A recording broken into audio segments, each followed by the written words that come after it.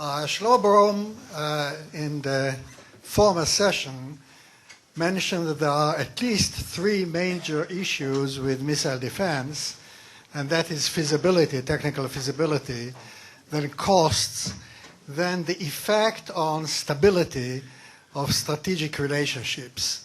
And I think all these were there from when the debate started in the United States. It was already the mid to late 60s, I remember, and it went on into the SALT negotiations and, of course, the agreement, the IBM agreement, and all the rest of it. Now, since the end of the Cold War, the issue of missile defense has become, in some respects, simpler, because the relationship between the superpowers became, to a certain extent, less threatening. It was complicated in a different way. But in addition to the 3 points that Shlomo brought up, feasibility, costs, and effect on strategic stability, on deterrence stability, and so on, we have now a much more complex international system in which we have issues like the three that I have mentioned as projected into regional balances of nuclear relationships, and I think this is the first point.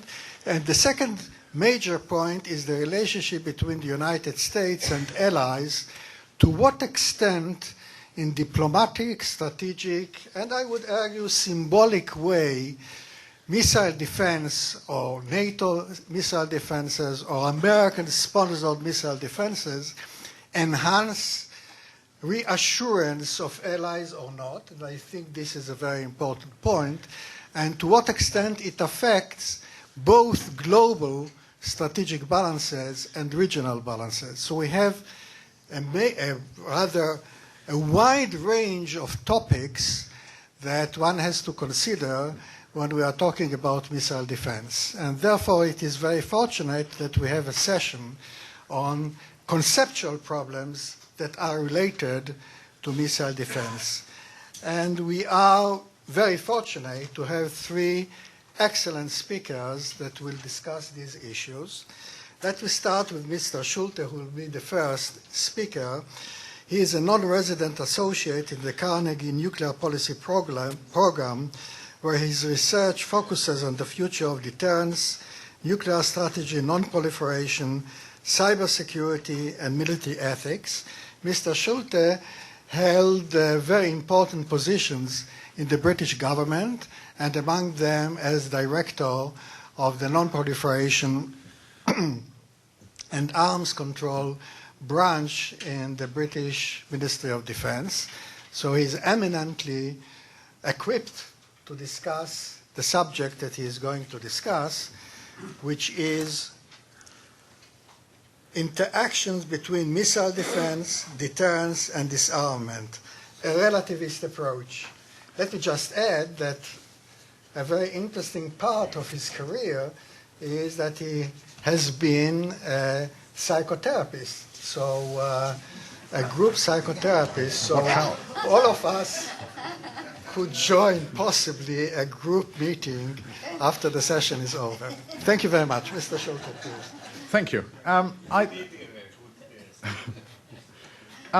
I'd like to go beyond the normal oily conference pleasantry to say that although I had visited Israel at various times as a defense official, I'm very flattered to be invited here as a strategic commentator, because I think this is the world's most intensive laboratory for security concepts, and it maybe has its most fiercely committed analysts, and I'm delighted to be able to join that discussion. It's not to say I think Israel's decisions are always right, but at least they're fiercely analyzed, as we've heard. So I'm going to speak inevitably conceptually and somewhat abstractly, missile defense, deterrence, disarmament. But I'm going to be cautious and sometimes agnostic in making general statements about interactions between them, because I don't think the evidence yet exists. I do think, starting with disarmament, that this is the least likely or significant aspect of missile defense. And I'll address it first, because I think it's the simplest. Disarmament is only going to become possible at least on a serious nuclear level, if there is a much greater level of international reassurance, trust building, verifiability, we are a long way from that. And so I doubt that missile defense is going to repercuss very much. The exception is the US-Russian relationship. And Russia will certainly continue to emphasize its concerns over US missile defense possibilities, because part of the problem is nobody really can predict what the endless technical fertility of the American military technical complex will throw up. And so the Russians have to be worried about not what might be deployed this year, but 10 years ahead. But realistically, for the immediate future, US and Russian offensive numbers will remain far above levels which could be affected by interceptors. And there is a whole issue complex which the NATO ambassador referred to. There are possibilities for joint missile control. Those are worth exploring. They are attractive, they can be trust building, they can reduce unnecessary competition, but there is underlying that, I think, a fundamental problem, which is that if you really believe that the other strategic actor you're dealing with might want to conduct thermonuclear incineration of your populations, then you have to believe that they'll spoof the kind of information that's being fed into some joint missile control room. So that is a realistic background problem. I think it's related to the Turing test and theories of artificial intelligence, which does get in the way of rhapsodic ideas of control. And I think that needs to be appreciated, but that doesn't prevent immediate progress. And the other solution of the Russian demand for insistence on legal guarantees seems to me also very fundamentally and obviously flawed. Does anyone really think that if nuclear missiles are headed for a country's cities, that legal obligations are going to prevent their interception if they can be intercepted? An American president who did that would be impeached and ought to be if there was time. So that's one side. And I do appreciate some experts think that only missile defenses will allow reductions to small nuclear numbers. That's worth bearing in mind. But, as I've said, large-scale disarmament is far off, especially in the Middle East. And the obvious counter-consideration is that missile defenses would threaten to undermine the credibility of small deterrent forces, which would presumably be all that would exist in a somewhat more disarmed world. Now, Iran, as so often is different and interesting and challenging, this may be a case where the possibilities of arms control and treaty limitations could remove a threat which has implicitly, because we never talk about where the threat comes from, justified NATO investment in missile defenses. Iran has obviously been a major consideration, although for understandable diplomatic reasons it is not quoted. And the German foreign minister has begun to hint that maybe if Iran were reliably nuclear disarmed, we wouldn't need a missile defense system. Removing even the scaled-down missile defense system now proposed for Europe would, of course, remove a major problem from the NATO-Russia relationship. But as we've heard, to other NATO members, and maybe even to the rest of the German government, this misdescribes the purpose of alliance missile defense. And it's obviously not clear what one can expect to come out of the deal with the Iranians. Nevertheless, it's worth flagging this up. This may be an example of a recurrent, politically difficult interaction between missile defense now and tantalizing prospects of disarmament in the future. We could see this happen again elsewhere.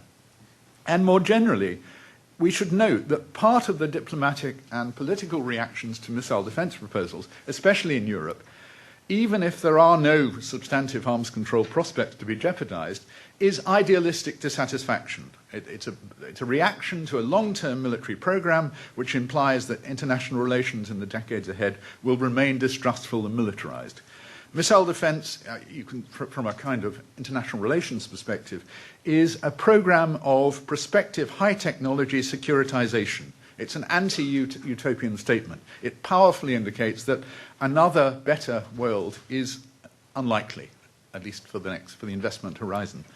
And that's always going to be distasteful to certain political constituencies. And in Europe, at least, those constituencies, anti-militarist they would describe themselves, may be growing in influence. We should bear that in mind in the debate.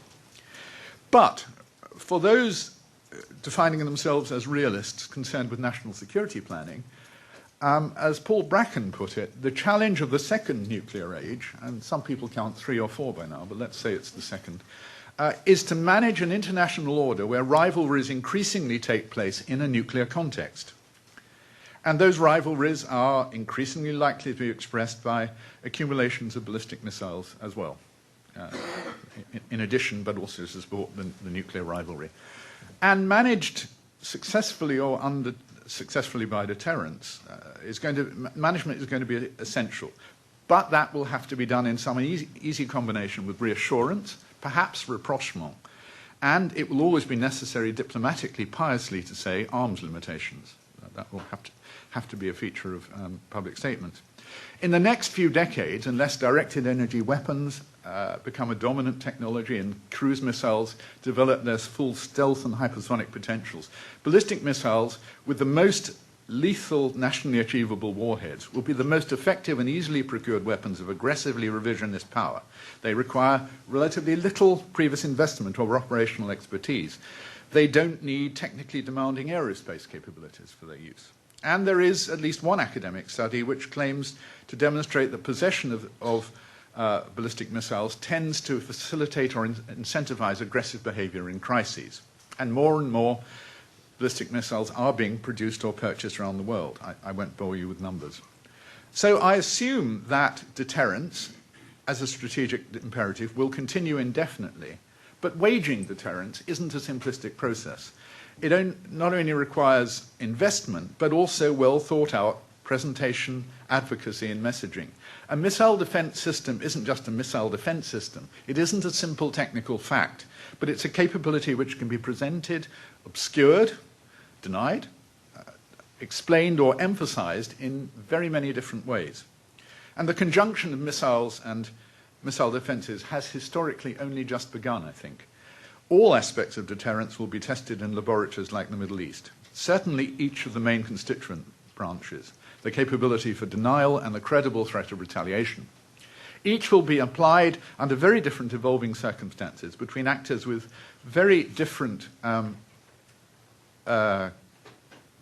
probably unpredictable motivations, strategic predicaments, vulnerabilities, and appetites for risk.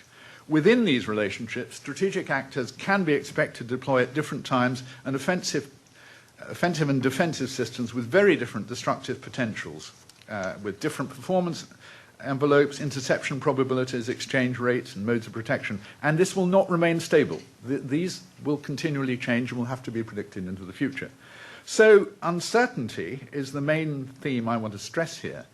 And the uncertainties about missile defense must be greater than over most other strategic acquisition decisions, because the whole project depends on the technical performance, not just of the defensive system, but upon unknowable future and psychological interactions, technical and psychological interactions. Voltaire, the cheeky bugger, once said that the art of war is like that of medicine, murderous and conjectural. Well, deterrence is even more conjectural, though the more successful, the less murderous. And the contribution to deterrence from missile defense would be more conjectural still, because it depends not only upon those interactions I mentioned, but also more precisely upon adversaries' judgments of how those interactions might turn out. Investment in BMD architectures ain't just rocket science. It's going to require some thought about how decision makers brought up in opposing national security culture will judge how missile defenses change their odds of whatever they perceive as strategic success. That's hard. That's anthropology and psychology. Now, deterrence needs, and I borrow a stern, ambitious formulation from a recent CSIS conference, using deterrence effectively requires both an understanding of potential opponents' values and decision processes and those of one's own nation, particularly its resolve to respond with enforcement, and the necessary domestic political management and alliance management. Think about what that implies for missile defense decisions. Not just mathematical exchange calculations, but profound impacts on prospective balances of resolve or inhibition. providing missile defenses seem to be credible, they may succeed in reassuring public opinion in crises, even when their interception rate is very low, as we've heard with the canonical case of Patriots in Israel in 1991. Let's look at the variability because of circumstance and context. Because if we're going to argue, we should be clear what we're arguing about. Is it what kind of missile defense? What strategic actors? Binary, multipolar, states, non-state armed groups? What deterrence type, central or extended in various kinds of alliances? What threat warhead type? Nuclear, which we talk about a lot. Other WMD, has that gone away here after Syria's adhesion to the Chemical Weapons Convention? Biological warheads, well, not ideal for ballistic missiles and a wild card in all kinds of scenarios. Or conventional, and then with different kinds of precision. And what assets? Is it populations against WMD, against harassing conventional bombardment? Specific military assets, generally referred to in the analysis as deployed interventionary forces or strategic deterrent forces. Is that against WMD attack or against precision conventional strike? And what are the potential expected numbers of incoming warheads and their numerical relation to attainable numbers of interceptors? What is the effectiveness of the total missile system against different threat systems? And here we have to factor in the anticipated impact over the defensive system's life of missile countermeasures, which, where we know that there seem to be discussions between Russia and China, and it's possible there may be a lively trade or sharing amongst those outside US extended deterrence arrangements. It's not clear what the status of that would be. Is it banned under the Non-Proliferation Treaty? No. Is it banned under the Missile Technology Control Regime? No. It's obviously heavily discouraged by the US, but can we be sure that that won't be a developing and important market? And then there's also cyber interference unpredictably in various scenarios. I think that there is a significant possibility that exo-atmospheric interception of long-range ballistic missiles will be highly vulnerable to countermeasures, although extremely cost-effective if it succeeds in negating a nuclear warhead, which represents huge destructive potential and enormous enemy investment. On the other hand, the success of Iron Dome seems to indicate that interception of short-range rockets is technically feasible, but it involves an unsatisfactory economic exchange rate, and that's not presumably lost on Israel's antagonists when they decide whether to go on building rockets from metal piping in cellars.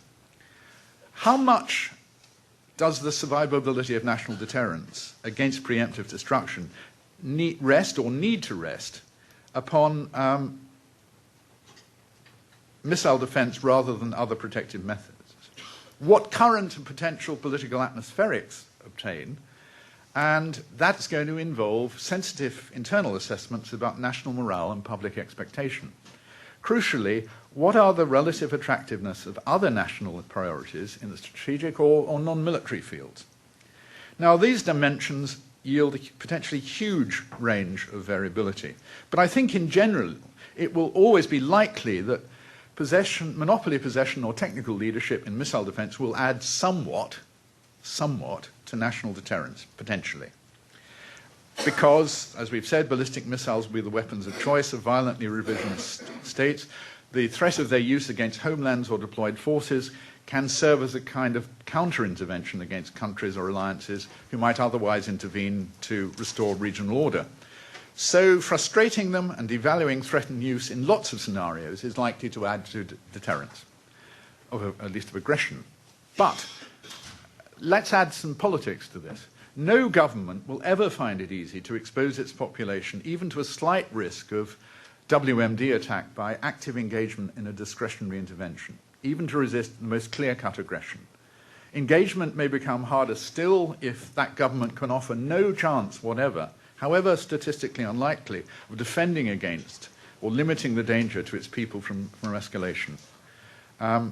And it's still more difficult if that government had done nothing, individually or as part of an alliance, to provide such a defense, when technical possibilities existed to do so. And having missile defenses, as I think we've heard, allows greater patience in crisis because of the ability to mitigate or maybe absorb an enemy attack. I think ship-based missile defenses, all those Aegis-class cruisers, which are blackening the Gulf at the moment, that's particularly flexible. You could think, if you want a far-fetched analogy, it's a benign 21st century version of sending gunboats to areas of crisis. It's a flow of white corpuscles to mitigate inflammations in the global body politics. You send them, they don't have to attack anything, but they diminish the destructiveness which may emerge. And then there is the specifically persuasive argument for missile defenses in protecting deterrent forces and supporting infrastructure like airfields. And maybe that's going to become more and more important as precision conventional missile threat capabilities inevitably improve. Geopolitically, too, joint investments in BMD can be a means of keeping close to the US and its structure of alliances, especially in the Middle East and East Asia. This is an approach, I think, to what is now being called federated defense with the US. And it could also, and in many cases I think it does in Israel, attract assistance or, in effect, subsidies from the American government and military complex. The geopolitically integrating effect of shared missile defense is, of course, one of the reasons why Russia so frantically opposes it in NATO Europe. Again, it's not just about rocket science. So, missile defense will offer potential advantages unavailable to antagonists without it, but the necessary questions are, for what scenarios these advantages will be relevant, how great is the opportunity cost, and what responses will it elicit from other strategic actors? And answers are going to depend upon comparative technical and industrial advantage in developing, maintaining, and operating the systems. And the classic alternatives will be dispersal for the protection of strategic forces, dispersal, concealment, hardening, mobility, and submersibility, all of which I think are being explored here, and we in Britain have gone completely for the submarine option. And they may, depending on the feasible mix of national defensive forces, may or they may not give a higher payoff for deterrence and the protection of national deterrence. They may also avoid worsened regional or global relations. For example, compulsive Russian and Chinese fears and distrust about what that high-tech future from American and Israeli high-tech industries could be. Diplomatic costs of that kind and atmospherics will be significant but not necessarily determinant. Like I said, waging deterrence is not a one-note or an ambiguous activity. Leadership and political messaging, again. It's not obviously true that building an Astrodome with technically impressive new active defenses, even if it can be done, would necessarily always be the best strategic posture. And it will always be hard to judge whether missile defense decisions have gone right, because they will in themselves help to create or strengthen different kinds of political and military conjunctions. And like all deterrence-related calculations, they are going to be conjectural and hard to prove. They do risk generating international expectations that, for conventional attacks at least, deterrence should be exercised by restraint and reliance on defense and denial rather than punishment. And that may itself be an incentive for some kinds of attackers. For example, you could think about the way that the international costs, political costs of operations Cast, Lead, and Pillar of Defense would have been greater if Israel had been seen to have a perfectly effective magic iron dome. The world would say then nothing should be done to attack the attackers. And another example within NATO, I know German arm controls experts who called for reliance on missile defense as yet another reason or excuse for withdrawing US nuclear weapons. This has been successfully resisted, especially by the vociferous French, with the dominant argument, which I accept, that missile defenses can at most supplement but not substitute for nuclear retaliation. Now, a word on dissuasion. The idea of the deterrence of national decisions, other people's national decisions, to acquire ballistic missiles and threatening warheads, because their usefulness is seen to be devalued by the introduction of missile defense. Now, this is an interesting, attractive, but uncertain prospect. Ballistic missiles, as we've seen, are being acquired despite the missile technology control regime and the proliferation of missile defenses. The possibility of getting a single warhead through will seem a huge inducement to continue with nuclear weapons if you're in a state that is considering a nuclear attack on antagonists. And alternatively, if you're not in the nuclear game, to threaten successful, prolonged conventional wars of the cities, like the later stages of the Iran-Iraq conflict, or what we've seen about explosions in Tel Aviv, for that, big numbers are going to be indispensable to produce damage and get through missile defense attrition. The more probable prospect, then, rather than dissuasion, is competitive development and arms racing of both offensive and defensive systems, with many intangible developments, intangible but expensive things like improving tracking and system resilience. And this seems to be underway, for example, in South Asia now. A word on stability. If missile defenses can reassure electorates and allies, it needs to be borne in mind that even their prospective development can also frighten potential adversaries, or perhaps even the uncommitted, through imagined possibilities of coercion. Trying to diminish chances of a potential opponent pulling off a preemptive attack will almost always be seen as diminishing their chances of retaliation. It raises the stakes. It could irredeemably securitize fuzzy relationships. And it raises questions of whether states considering introducing missile defenses are obliged to accept strategic vulnerability as a condition of stability. The US has accepted this with the USSR and Russian Federation, but as I understand it, is unwilling to give any formal permanent acceptance that its homeland will remain vulnerable to Chinese nuclear forces, let alone North Korean. Nowhere else in the world, I think, and certainly not in the Middle East, is there any acceptance of national obligation to accept strategic vulnerability, which might be technically negated. And worst case performance projections in a crisis must be that the side with missile defenses could use them, if their performance and numbers were realistic, in a sword and shield preemptive attack scenario. At worst, fears of such attacks could appear so threatening as to argue for preemption in a crisis or before BMD acquisition is completed or upgraded. And strategic disparities could obviously be created and intensified because missile defenses add to the capabilities we've talked about. Whether this would matter, whether by adding numbers and after an exchange would lead to diplomatic leverage, depends on how you think your own side or the other would be affected by disparities.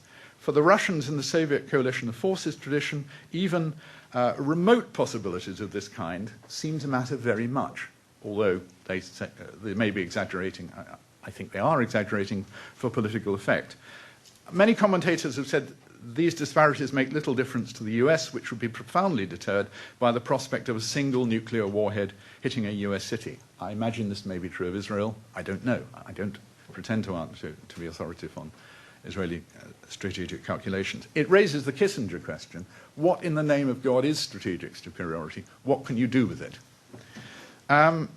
Then there's the risk that effective program breeds suspicions and accusations of disinhibited strategic behavior, usually labeled arrogance by possessors safe behind iron walls or iron domes. There's a powerful symbolism on this. We've talked about Turkey's decision for whatever symbolic reason, but it seems to be connected with that perception of a totally defended Israeli state.